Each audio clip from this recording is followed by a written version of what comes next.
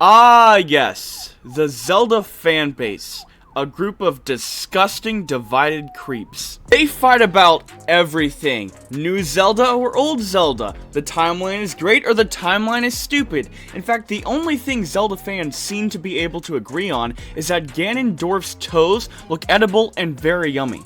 I've gotten so sick of the old Zelda formula versus new Zelda formula debate, so I thought I'd put an end to it. Here are 3 possible solutions that will end this highly forsaken war.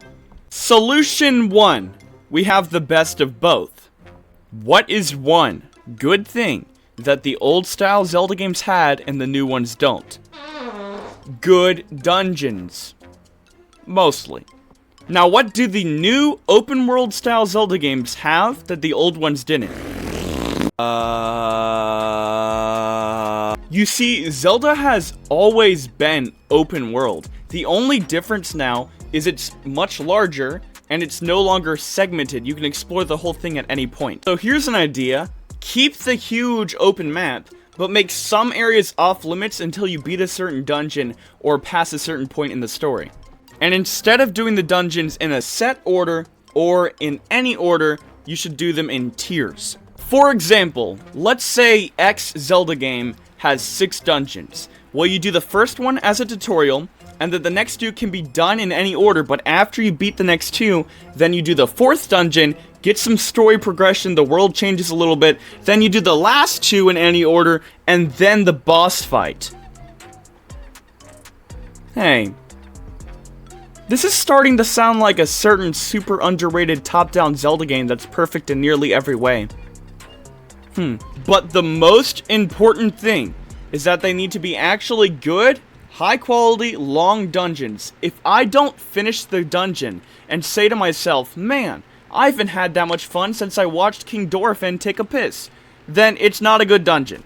And I do watch him do that often. I have cameras. Maybe a smaller, densely packed map with a lot of really good, high-quality content instead of a huge map with a lot of okay content spread thin across the whole thing. That would go a long way too. Solution 2? We just make both. You heard me. I meant what I said. It takes about 5 years now to make a game on the scale of Breath of the Wild or Tears of the Kingdom. So why not have a more story-focused, smaller Zelda game every 2 or 3 years that is more aligned with the formula in Ocarina of Time or Twilight Princess, and then a larger scale Breath of the Wild style Zelda game every 5 or 6 years. All this really means is more money for Nintendo and more content for us fans. There's no real downside to this. And this way, the people who prefer the more open, free style of Zelda game, they get to play the big open world one every 6 years, and then the people that are more into like the dungeons and the story-focused games, they get something every 2 or 3 years, and then the people who just like anything Zelda, we eatin' good.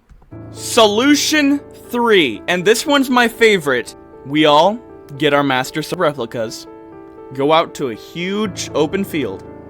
All the old style Zelda fans on one side, all the new style Zelda fans on the other.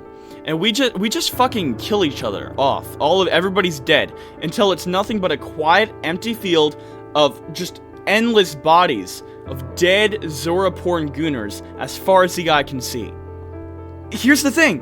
If we all die, how can we keep fighting? This is like the most swift, logical way to end the war. I know, I'm intelligent, you don't have to tell me, it's okay to be impressed.